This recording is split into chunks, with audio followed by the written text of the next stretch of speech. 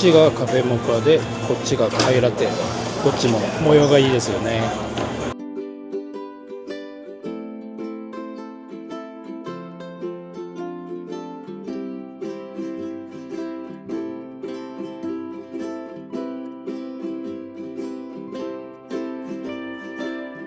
いい感じでお茶漬けができました。こんな絶景見ながらお茶漬けをいただくという。めっちゃうま。久しぶりの日本食。ご飯もうま。やっぱ日本米はいいね。美味しい。持ってきてよかった。ねえ、佐藤のご飯。アイリスオーヤマですけど。アイリスオーヤマ。そうか。ご飯の量がさ、うん、ちょうどいいんだよね。ちょうどいいよね。ちょっと少なめパックなんだよね。海を見ながら最高。ねえ、最高だわ。はい、コーヒー。あー、美味しい。あ、ちょっと苦味がある。美味しい。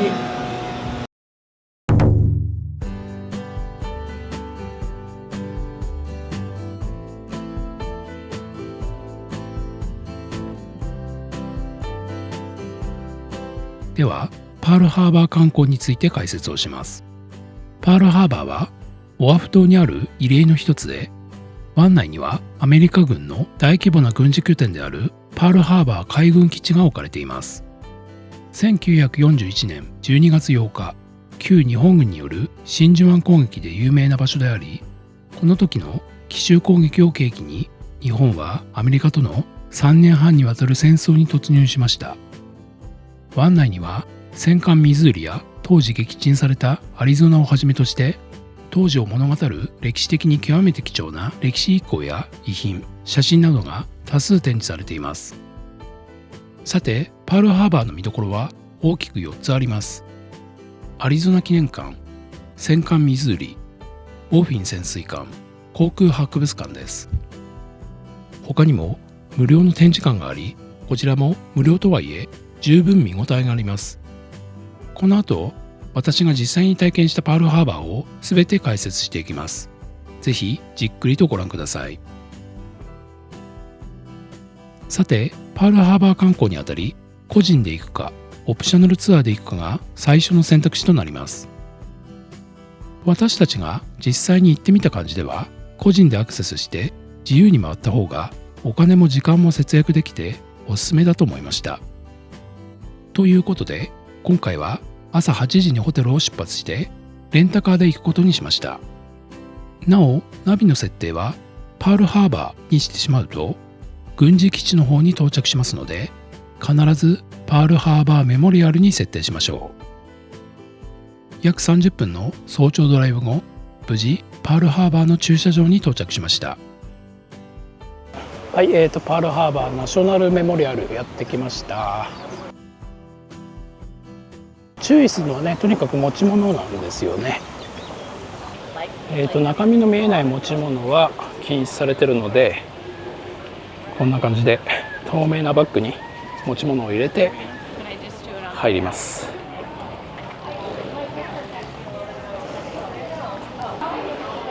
Oh, sir, it's too clear.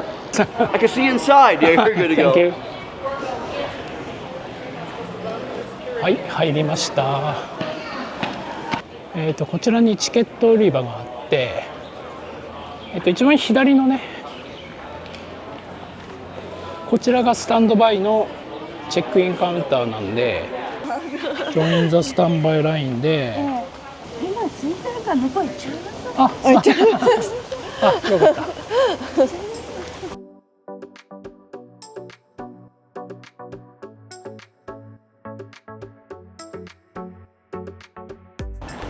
あ、本当だ、スタンバイチェックインって書いてある。あ、本当だ。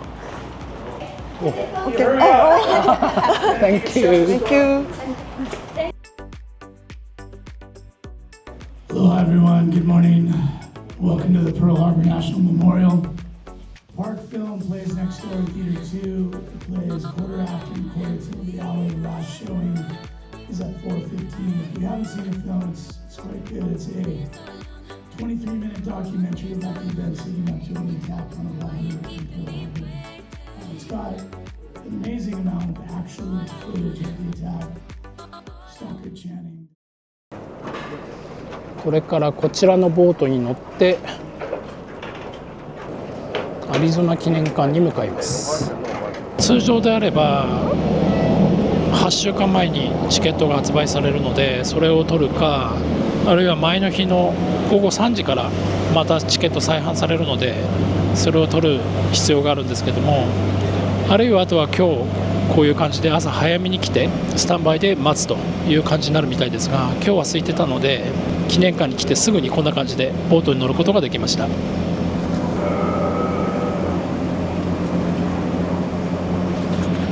今右側に見えてるのがアリゾナ記念館で、左側には戦艦ミズーリが見えてます。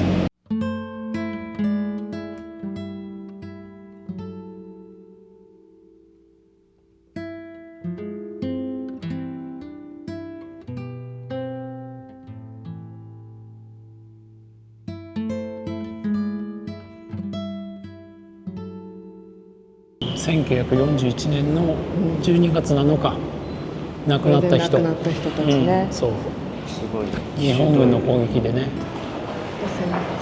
これがねアリゾナの船でしょ、これ。そうそうそう、下に沈んで、船の甲板というかね、あそこにさ絵がペッてか描いてて、これが大砲の砲塔ですね。すごい。この下に船がこんな感じで横たわってんですよね。それで船はこっち側にも続いてて、こんな感じで下に透けて見えてるのでね、こちらのオイルは沈んだ時からずっと溢れてて、アリゾナの涙なんて言われてるみたいですけども、こちらも全部パンパンといいますかね、船のデッキなんですよね。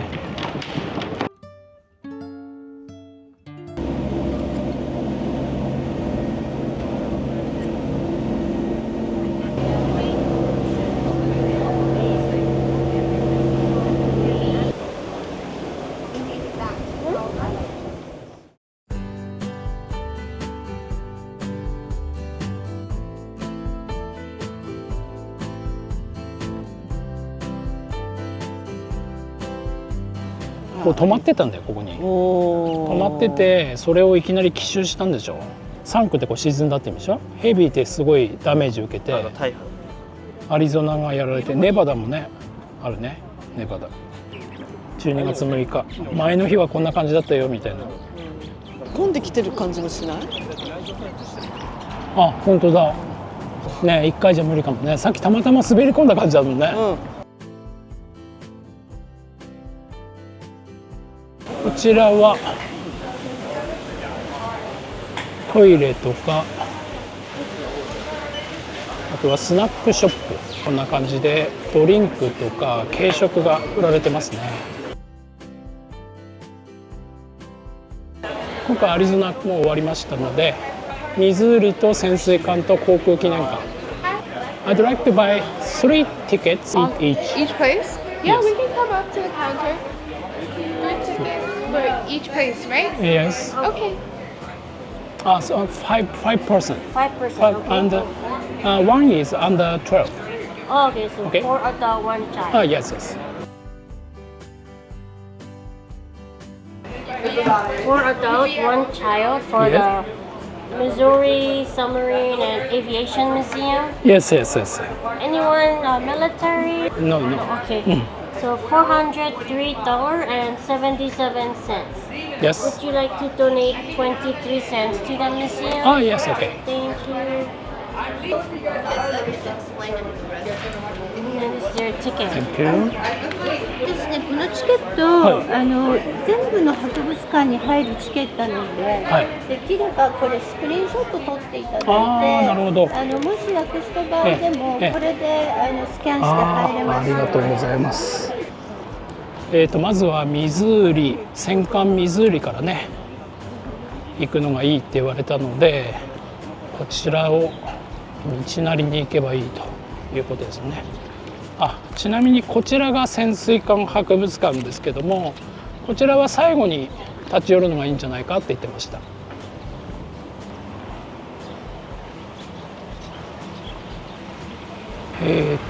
こちらにシャトルって書いてますね。バトルシップミズーリとアビエーションミュージアム。さあ行ってみよう。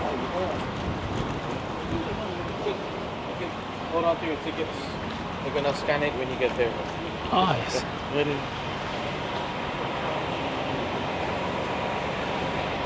すごい大きいバスだね。なんかめっちゃタイミングいいんだけど、さっきからちょうど出るあたりで。まずはこちらのバスに乗って戦艦ミズーリに最初に泊まるということですね。っていうかさ、日本人スタッフの人がすごくタイミングよく案内してくれるね。よかった。今時間がね9時32分ですけども、8時半頃に到着してアリゾナを見て、それで今これぐらいの時間になりました。混み具合にもよると思うんですが、やっぱ早めに来るのがね重要かなと思います。USS Battleship Missouri, the site of Japan's surrender in Tokyo Bay.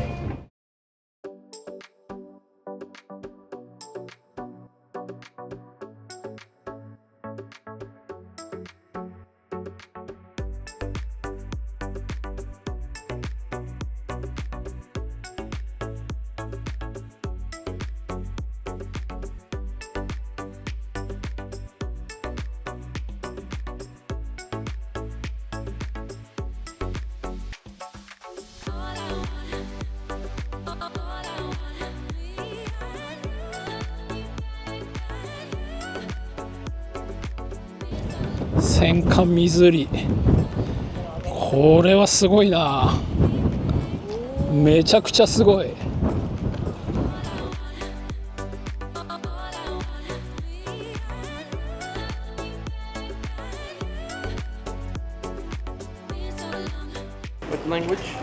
ジャパニーズプレイス。足元にご注意。頭部背中非常にぶつけないように。上り下りはご注意。環状で35分のガイドツアーを行っております。料金は入館料に含まれています。OK, thank you. Okay. So if you want to take a Japanese guided tour, go to the desk up there. Nice. And they'll give you Japanese maps too. Good morning. Thank you. Thank you. Yes. そこのデスク行けば日本のガイドいるって案内してもらおうか。料金含まれてんでしょ。含まれてるって。おお、すごい。かっこいい。Hello。すごい。We have English, Chinese, Japanese, Korean. Japanese, please. Thank you. Our next Japanese tour is at 10 o'clock. Just wait right here. Right here. Right here. Over on those benches. ここで、5分待ってて。よ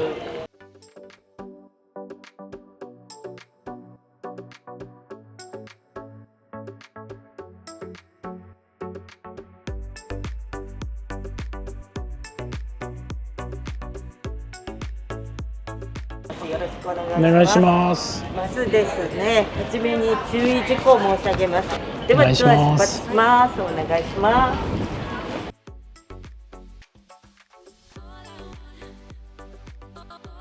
では戦艦ミズーリについて説明をします。戦艦ミズーリは1941年に着工され、1944年に竣工されました。硫黄島の戦い、沖縄戦に参加した後、日本の降伏文書の調印式がミズーリの艦上で行われました。その後、朝鮮戦争、湾岸戦争に参加した後、1999年からこのパールハーバーで記念館として一般公開されました。今年で25周年を迎えたそうです。ミズーリの全長は 270.4 メートル、横幅が33メートル、排水量は58,000トンです。速度は戦艦最速の33ノット、船底から頂点までが66メートルもあるそうです。189という数字が書いてありますが、これは湾岸戦争の時にこの第一砲塔で発砲した数なんですが、第二次世界大戦です。あ、そうなんだ。その横が朝鮮戦争。はあ、すごい。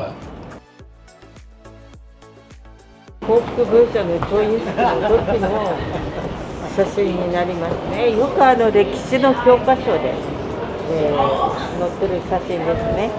ここで調印が行われたということです。で、このガラスケースの中に航空文書のコピーが展示されています。右側がアメリカ、左側が日本側の書類。で、その国旗は1853年にペリーが来航した際のその黒船に掲げられていたもの。神風アタックサイトって書いてある。すごい。この戦艦ミズーリに1945年日本の神風特別攻撃隊のゼロ戦がぶつかりました。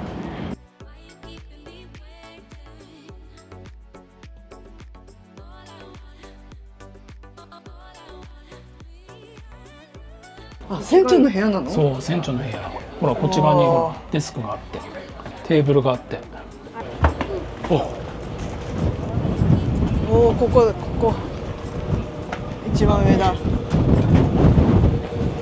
司令塔の最上部に位置する射撃管制室。すごい。上から大砲が見える。大砲が正面から見えてる。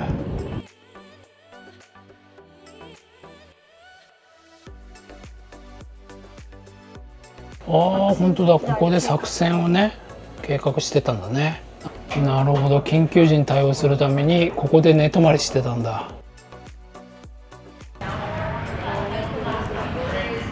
なんかほら、こうレストランとかなんか作ってるみたいなね。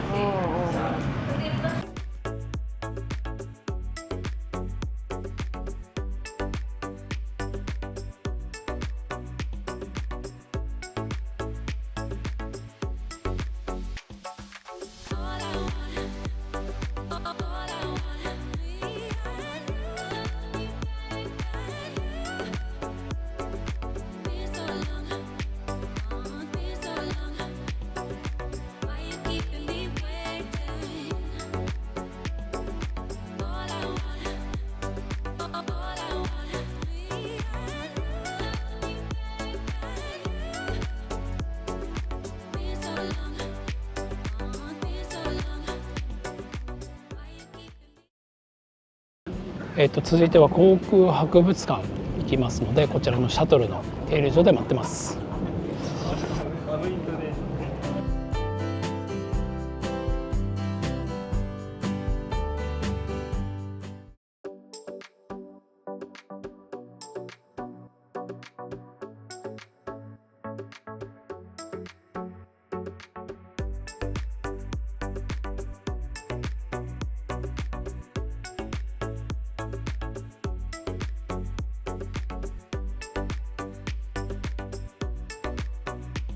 もう最初からあれかな、いきなり展示室みたいな。いきなりゼロ戦だ。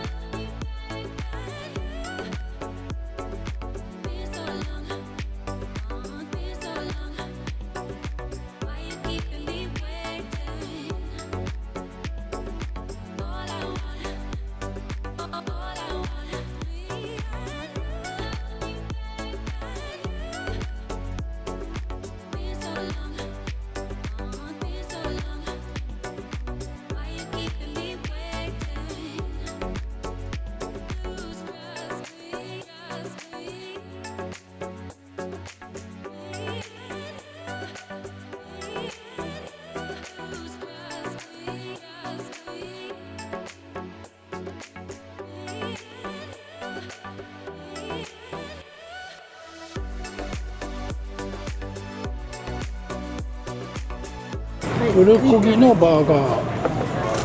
これは普通のバーガー。下になんかピクルスみたいなの。これが今プルコギだ。プルコギ。肉を切って柔らかくてうまい。いいね。プルコギはいいね。美味しい。パンと合うよ。ご飯とも合うんだけどパンとも合うんだよね。豪華肉よ。豪快だね。うわ、すごい。アメリカンです。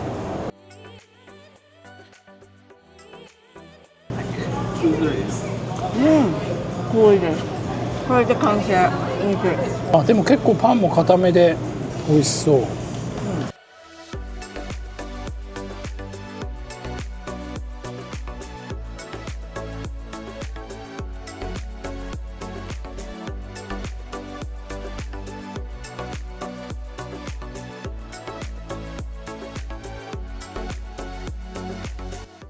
屋内だけじゃなくてやっぱ外にすごいたくさん展示されてるんですね。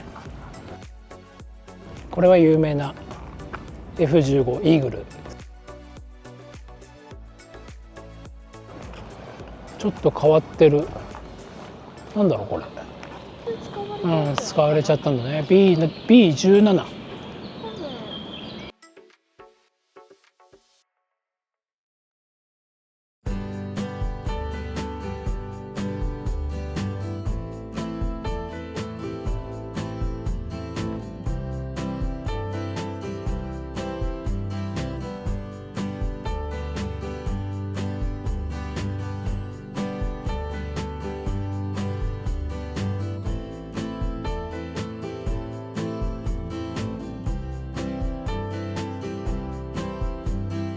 天気も良くて気持ちいいですね。これがボーフィン潜水艦。結構怖いな。いきなり海の上に来ちゃいました。今潜水艦の甲板の上を歩いてますね。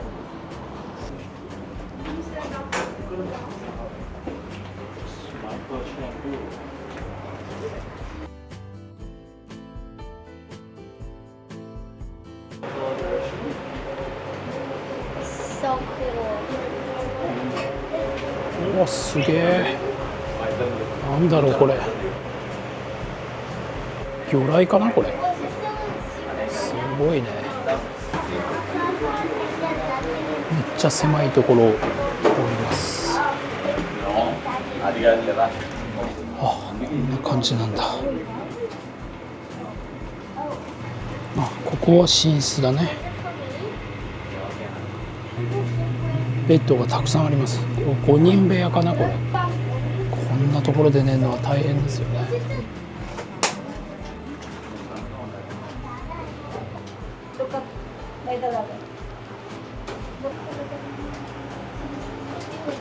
ここはキッチンですかね。食堂だ。トイレがありましたね。こちらは機関室かな。これはエンジンですね。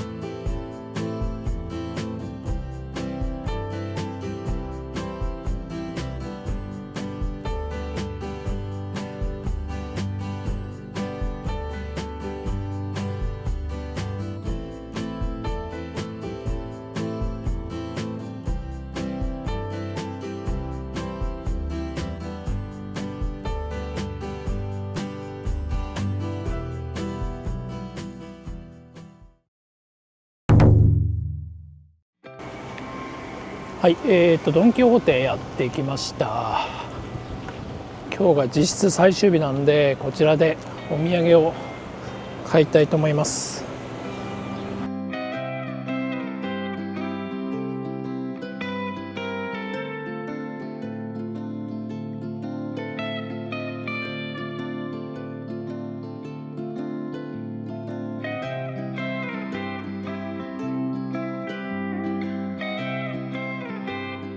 です。そうだね。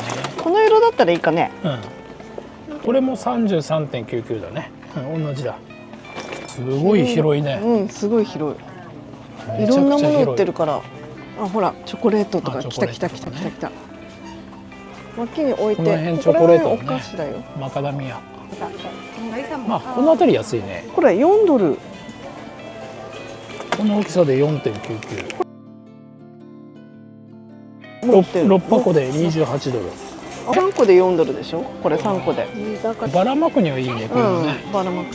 こういうのは美味しい。これ美味しいよね。ね。マカダミアね。これ買ってこうか。マカダミアナッツね。19.99。ライオンコーヒー。ハワイアンコーヒー。これは何？ハワイアンコーヒー。9.2。そっちの方。ライオンが 7.99。高いね。あ、いいかね。あ、高い。うん。ファイネストハワイアンコーヒーズは11ドル。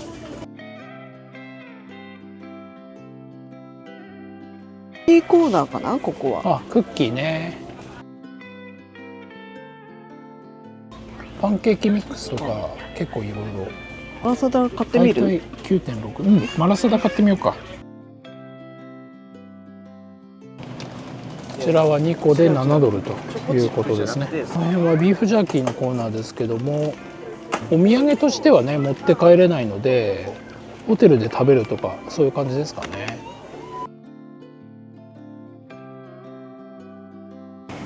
すごい全部日本語で書いてますね。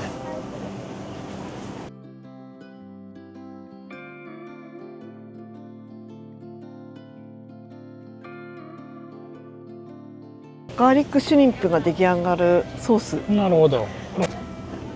ガーリックシュリンプ。日本食のコーナーです。日本食は高いんじゃないの？あ、高いよ。一平ちゃん3ドル。ああ、確かにね。やっぱカップヌードルは高いね、ちょっとね。はい、スパイシーヌードル可愛くない？1個買ってみようか、これ。お水は 2.89 で、コーラとかペプシとかは 2.99。今回お土産はこんな感じで、購入することにします。まあ主にね、チョコレートとかのお土産と、あとはお菓子ですね。それからコーヒーとかそのあたりと、あとはこちらのねショッピングバッグ、1つ買っていきます。まあどうしても帰りね、スーツケースに入りきらない荷物がありそうなので、こちらを購入して入れていきます。今回のお買い物はトータルで261ドルでした。今からレンタカーを返しに行くんですけども、先にガソリンスタンドでガソリンを満タンにしてから返します。ガソリンスタンドで検索をして、一番近いこのテキサコっていうところに行ってみたいと思います。こちらですね。じゃあこっちナビで行ってみます。テキサコ来ました。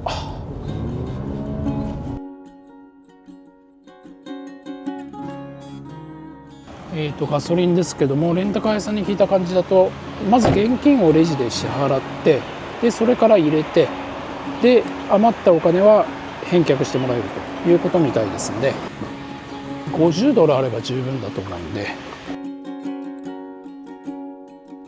それでまずは50ドル渡したので、50ドル分までは入れることができるということみたいなので、とりあえず入れてみます。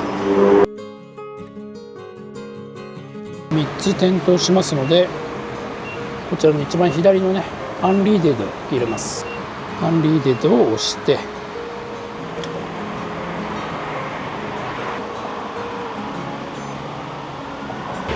ということで満タンになりましたので、こちらを戻して、5.8 ガロンぐらい入りましたね。26ドルということなんで、お釣りはねレジでもらってくるということになります。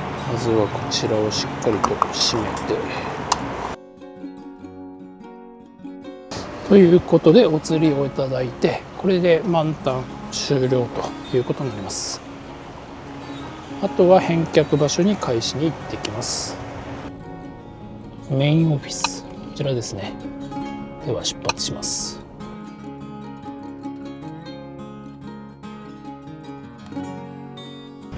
レンタカー返却無事終わって、これから、オフィスに戻ります。じゃあこれでおしまいです。ありがとうございます。お疲れ様でした。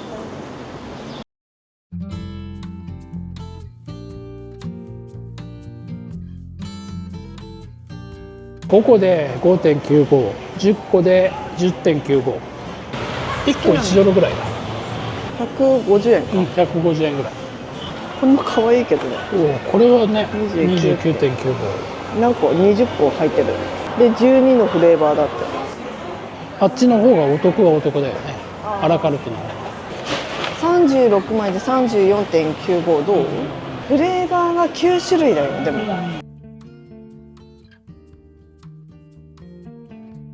レモン食べてみよう、レモン。レモンが新しい。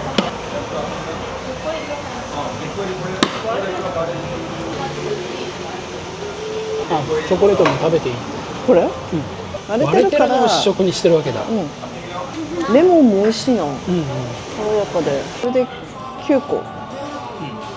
16個で8フレーバー。だ18個で9フレーバー。14個。これ30個か。でもこれがやっぱ安いんだね。じゃこれにしよっか。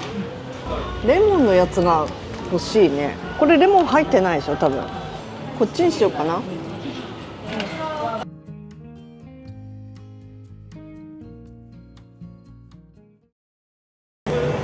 ワイキキショッピングプラザの中にあるアジアンフードホール、こちらが1年前にできたということで、ちょっと見に行ってみたいと思います。アジア料理のね、フードコートみたいになってて、すごいですね。日本食だとこの辺ラーメンとか、こっちのパフェですかね。あとは天ぷら、うどん、それからそば、お寿司、おむすび、ジェラート、いろいろあります。あとはね、香港とか韓国とか台湾とかね、アジアの味が楽しめるモールという感じになってますね。こちらはうどん山、こちらはお寿司屋さんということですね。うどんストリート、こちらは旭川ラーメンのお店、こちらはベトナムの料理のお店ですね。でこちらはラーメンバリオ、台湾のお店ですかね。牛肉麺って書いてますね。生結びっていうのはおむすびのお店ですね、こちらは。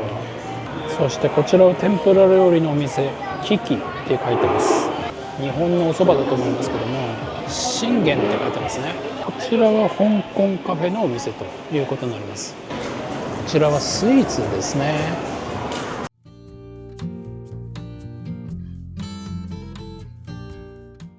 ガーリックチリチキンウィング、ガーリックチリとキンパ。Thank you。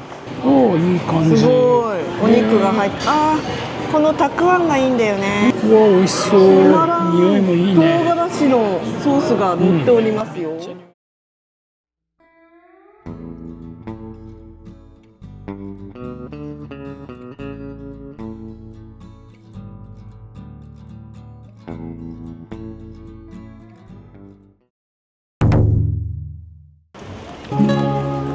ハワイ最後の夜はアロハステーキハウス、夜ちょっと遅めの時間に予約してますので行ってきます。今夜の8時ぐらいなんですけども、こんな感じで結構な人通りありますね。ちょっとだけ雨が降ってきました。今回のハワイ旅行の中で初めてのまともな雨というか、そんな感じですね。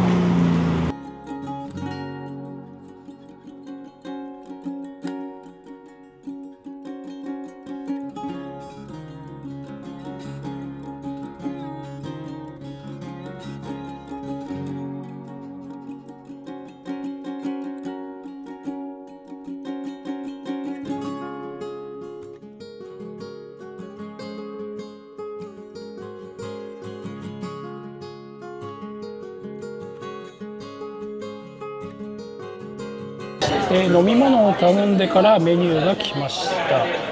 シェフステーブルっていうのはコースだね。135ドルのコース。ガーリックシュリンプまだ食べてないもんね。うん、ガーリックシュリンプいきますよ。刺身だ、刺身とか、魚、サラダ、あとはリブシェフズスペシャリティカッツ、これかな、リブアイフィレ、リブアイ、マグロとかスズキとかもある。ロブスター、このマカロニ&チーズも美味しそうじゃない？スパークリングワインにしました。おお、甘さすっきりで美味しいですよ。ではいただきます。お、これは甘い。パイナップルとか入ってる。そんな強くないね。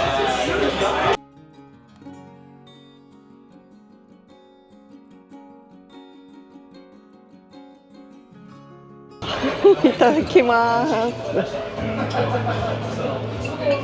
うん、おっきい。ガーリックの味がガーリックがっつり入ってるよ。入ってる。これが本場なんだね。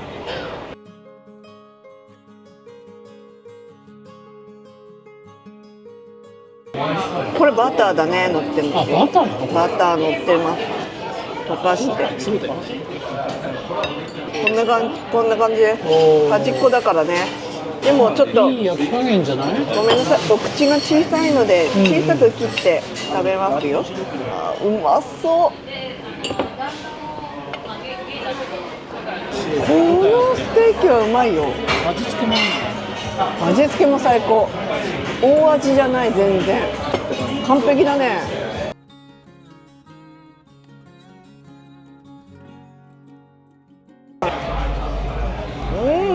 爽やか。美味しい。ロブスターも細かく入っててすごく食べやすいし、これなかなか当たりかも。いいね。うん。デザートですけど、スイカのソフトクリームとセミフレット頼んでみます。